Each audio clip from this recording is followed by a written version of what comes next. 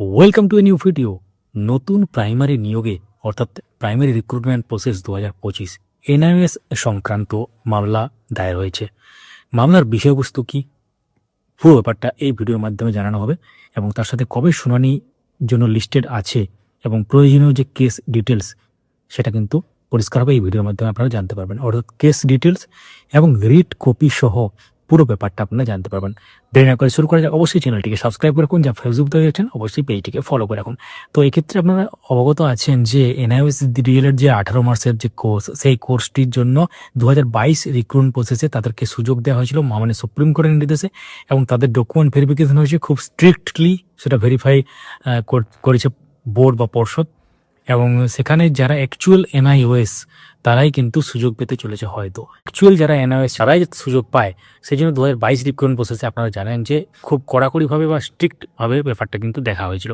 এখন সেটা কি হবে না হবে সেটা পরবর্তী ক্ষেত্রে জানা যাবে। সেই নিয়োগ এখনও বাকি আছে। এর মধ্যেই নতুন নিয়োগের নোটিশ চলে এসেছে। আপনারা জানেন সেই নতুন নিয়োগের যে নোটিশ, সেখানে এনআইওএস ডিএলএড আলাদা কোনো কলাম নেই কোয়ালিফিকেশনে যায়, কিন্তু তারা অ্যাপ্লাই করতেই পারে। কারণ আপনারা জানেন যে ডিএলএড থেকে চুজ করে তারা অ্যাপ্লাই করতে পারে, কিন্তু ডকুমেন্ট যে ভেরিফিকেশন হবে সেই ডকুমেন্ট ভেরিফিকেশনের সময় কিন্তু অনেক ব্যাপার কিন্তু উঠে আসবে, অনেক কিছু চেক করা হবে। কারণ মাল্টিপল ডকুমেন্ট চেক হবে, একদম 1 2 3 4 করে, যেটা অলরেডি আগে লেখা ছিল। এবং এই রিক্রুটমেন্ট প্রসেসের ক্ষেত্রেও কিন্তু সেম ওই সমস্ত ডকুমেন্ট চেক হওয়ার সম্ভাবনা কিন্তু প্রবল। অর্থাৎ সমস্ত ডকুমেন্ট যাদের থাকবে তারাই কিন্তু এই ভেরিফিকেশনে পাস হবে বলে মনে করা হচ্ছে। এর মধ্যেই হয়ে গেল নতুন মামলা, অর্থাৎ এনআইএস ডিএলএডদের সুযোগ সংক্রান্ত ব্যাপার নিয়ে মামলা হয়েছে। চলুন তাহলে দেরি না করে একদম রিট কপি এবং কেস ডিটেল আপনার সাথে শেয়ার করা যাক। তো আমরা চলে এলাম মহামান্য হাইকোর্টের অফিসিয়াল সাইটে এবং সেখানে দেখতে পাচ্ছেন কেস নম্বর যেটা 26249, কেস স্ট্যাটাস যেটা, সেটা দেখতে পাচ্ছেন যে নেক্সট হিয়ারিং ডেট 22 ডিসেম্বর 2025, অর্থাৎ আগামী সোমবার। অনারেবল জাস্টিস বিভাস পট্টনায়ক, এর আগে একদিন শুনানি হয়েছে, সেখানে অর্ডার কপিতে কি লেখা আছে আমরা দেখাচ্ছি। তো এই মামলাটা দেখতে পাচ্ছেন পিটিশনার অ্যাডভোকেট, পিটিশনার হচ্ছে Shankarshan Barman and ORS, advocate Aritra Ghosh, respondent হচ্ছে the state of West Bengal and ORS. তো এর আগে একদিন শুনানি হয়েছে এবং তার আগে আপনারা দেখতে পাচ্ছেন এখানে ক্যান বা আইএ বা ইন্টারলোকেটার অ্যাপ্লিকেশন করে ঢুকেছে সুদীপ গো and ORS, state of West Bengal and ORS. Date of filing যেটা, সেটা হচ্ছে 19/12/2025, গতকাল। নেক্সট ডেট, সেটা একটা ডেট থাকে এখানে 23/12/2025। তো এখানে 16 তারিখে এখানে দেখতে পাচ্ছেন একটা শুনানি হয়েছিল, অর্ডার ডেট চলে এসেছে। আচ্ছা, অর্ডারে কি লেখা আছে অ্যাকচুয়ালি আর কি। তো আমরা চলে এলাম অর্ডারে, দেখতে পাচ্ছেন এখানে এটা কি আছে ব্যাপারটা। On the prayer of mister Ratul বিশ্বাস, বোর্ডের যিনি অ্যাডভোকেট, তার প্রেয়ার অনুসারে এই ম্যাটারটিকে 22 ডিসেম্বরে রাখা হয়েছে। তো 22 ডিসেম্বর রাখা হয়েছে ম্যাটারটিকে, অর্থাৎ এখানে যে দেখতেই পাচ্ছেন তার জন্য নেক্সট হিয়ারিং ডেট 22 তারিখ এখানে শো করছে। তো এবার আমরা চলে এলাম সিনপসিস বা মামলার যে সারমর্ম, সেটাতে বিষয়বস্তু আর কি। Actually the petition challenges recruitment notification dated 25/9/2025 issued by the WBPE which unlawfully excludes the 18-month DLED NIOS qualification despite its approval by NCTE and its validity being conclusively upheld by the Honorable Supreme Court in multiple judgment including Joybir Singh যে মামলা, বিশ্বনাথ যে সংক্রান্ত যে মামলা ছিল, and transfer petition যেটা আছে সেই সংক্রান্ত ব্যাপারে মামলা, এইগুলো কিন্তু মামলার রেফারেন্সগুলো দেওয়া হচ্ছে এখানে। তো এক্ষেত্রে এই যে রিক্রুটমেন্ট নোটিফিকেশান যেটা 25/9/2025, অর্থাৎ নতুন প্রাইমারি নিয়োগের যে নোটিফিকেশান, সেটাকে চ্যালেঞ্জ করে মামলা। এক্ষেত্রে 18 মাসের যে এনআইএস ডিএলএডদের বাদ দেওয়া হয়েছে এই রিক্রুটমেন্ট থেকে, কারণ নোটিফিকেশানে কোথাও আলাদাভাবে 18 মাসের ডিএলএড এনআইএস এভাবে কিছু লেখা নেই। তো যেটা এনসিটি দ্বারা অ্যাপ্রুভ, তারা অ্যাকচুয়ালি অলরেডি অ্যাপ্রুভ, তা সত্ত্বেও তাদেরকে বাদ দেওয়া হচ্ছে কেন? এবং its validity being conclusive upheld by the honourable Supreme Court in multiple judgement. তো বিভিন্ন জাজমেন্টে এখানে রেফারেন্স তুলে ধরা হয়েছে। The petitioners who were in service as on 10th August 2017 and completed the 18-month DLED before Act 4/2019 fully satisfy the satisfactory condition under the RTE Act, NCTE Act and the West Bengal Primary Teacher Recruitment Rules 2016।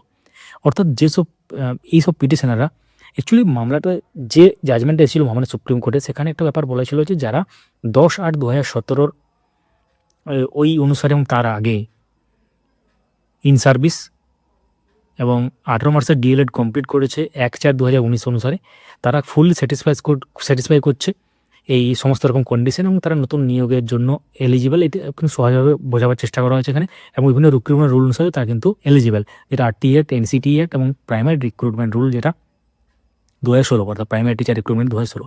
That the institute binding notification dated 27/1/2025 expressly recognise the 18-month DLED for all recruitment and promotion purpose. তার মানে সমস্ত recruitment এবং promotion যে purpose, সেই পারপাসের জন্য তারা কিন্তু এক্ষেত্রে পার্টিসিপেট করতে পারবে, সেটা কিন্তু ছিল ব্যাপারটা। Including in state government school, অর্থাৎ স্টেট গভর্নমেন্ট স্কুলেটাও কিন্তু ইনক্লুড আছে এর মধ্যে। The boards refusal two acknowledge this note qualification arbitrary illegal ultra virus and violates Article 14-16 depriving the petitioners of their right to participate in public employment। অর্থাৎ এক্ষেত্রে board refuse করেছে এই ব্যাপারটা acknowledge করতে বা মেনে নিতে, এবং সেই ব্যাপারটা এখানে সংবিধানের আর্টিকেল 14 এবং 16 ভায়োলেট করছে, এবং পুরো ব্যাপারটা ইলিগেল এবং আরবিটারি। এটাও কিন্তু বলা হচ্ছে পিটিশনারের দ্বারা যে মানে তাদেরকে ডিপ্রাইভ করা হচ্ছে, তারা ডিপ্রাইভ হচ্ছেন অ্যাকচুয়ালি, এবং এই এমপ্লয়মেন্ট পাবলিক এমপ্লয়মেন্টে পার্টিসিপেট করতে পারছে না। Hence the petitioners by way of this writ petition seek quashing of the ইম্পাস notification to the extent of such exclusion and a direction permitting them to participate in the recruitment process. অর্থাৎ তারা এই recruitment প্রসেসে participate করতে চায়, সেই direction যাতে দেওয়া হয়, এবং তার সাথে যে নোটিফিকেশন, সেই নোটিফিকেশন নিয়ে কিন্তু এখানে বলা আছে পরিষ্কার হয়ে, এই নোটিফিকেশনটা কোয়াশ চাইছে তারা, যাতে কোয়াশ হয়ে যায় এবং কোয়াশ করা হয়, এবং তার সাথে তারা কিন্তু নতুন নিয়োগে অংশগ্রহণ করতে চাইছে এবং সেই সংক্রান্ত ডিরেকশন চাইছে। তো এই হচ্ছে মামলার সিনপসিস বা সারমর্ম। তো এখানে সমস্ত রকম ডেটগুলো উল্লেখ করা আছে, শর্ট লিস্ট অফ ডেটসে যদি যাওয়া হয়। সো সেই ডেট অনুসারে দেখতে পাচ্ছেন কোন কোন ডেটে কী কী হয়েছিল, অর্থাৎ যে recruitment primary teacher recruitment rule 2016 সালে কখন এখানে পাবলিশ হয়েছিল, এবং তারপর 17 সালে কী হয়েছিল, 20 সালে কী হয়েছিল, 21 সালে, 23 সালে, 24 সালে, 25 সালে। এই ব্যাপারটা পরপর একদম সিকোয়েন্স ওয়াইজ দেওয়া আছে শর্ট লিস্ট অফ ডেটসে। তো এই ম্যাটারটা হচ্ছে NIOS ডিএলএড করা প্রার্থীদের ব্যাপার। তারা এই রিক্রুটমেন্ট প্রসেসে পার্টিসিপেট করতে চায়, কিন্তু আলাদাভাবে তাদের ক্ষেত্রে এই কোয়ালিফিকেশনের জায়গাতে কিছুই লেখা ছিল না। নোটিফিকেশান যখন বের হয়েছিল তখন আমরাও আপনাদের জানিয়েছিলাম যে NIOS সম্পর্কে কিচ্ছু লেখা নেই। তো যেহেতু প্রমোশন এবং রিক্রুটমেন্ট রিলেটেড ব্যাপারে তারা পার্টিসিপেট করতে পারে, ওই ক্রাইটেরিয়া যদি ফুলফিল করে, অর্থাৎ নির্দিষ্ট সময়ের আগে ইন সার্ভিস এবং নির্দিষ্ট সময়ের মধ্যে কমপ্লিট 18 মাসের ডিএলএড যদি হয়, তাহলে কারণ এরা ফুলফিল করছে বলে এরা দাবি করছে, এবং এই জন্য মামলাটি করেছে যাতে নতুন নিয়োগের সুযোগ দেয়। মোরাল অফ দ্য স্টোরি হচ্ছে নতুন নিয়োগে তারা সুযোগ চেয়ে মামলাটি করেছে। তো আপনারা কারা এরকম ক্যান্ডিডেট আছেন যারা NIOS থেকে ডিএলএড করেছেন এবং নতুন নিয়োগে পার্টিসিপেট করতে পারছেন না, বা কারা কারা করে নিয়েছেন অলরেডি ডিএলএডটাকে সিলেক্ট করে, সেটাও কমেন্টে জানাবেন, কারণ খুবই গুরুত্বপূর্ণ ব্যাপার এটা। একটা রিক্রুটমেন্ট প্রসেস হাতছাড়া মানে খুবই একটা বড় ব্যাপার হাতছাড়া হয়ে যায়, কারণ সেখানে এবার কবে নিয়োগ হবে সেটা কেউ জানে না পরবর্তী ক্ষেত্রে। তো এটা হচ্ছে ব্যাপার। মূল্যবান মতামত কমেন্টে জানাবেন, ফলো বা সাবস্ক্রাইব করে রাখুন আমাদের, ভিডিওটি লাইক করুন, সবার সাথে শেয়ার করুন। Thank you so much for watching.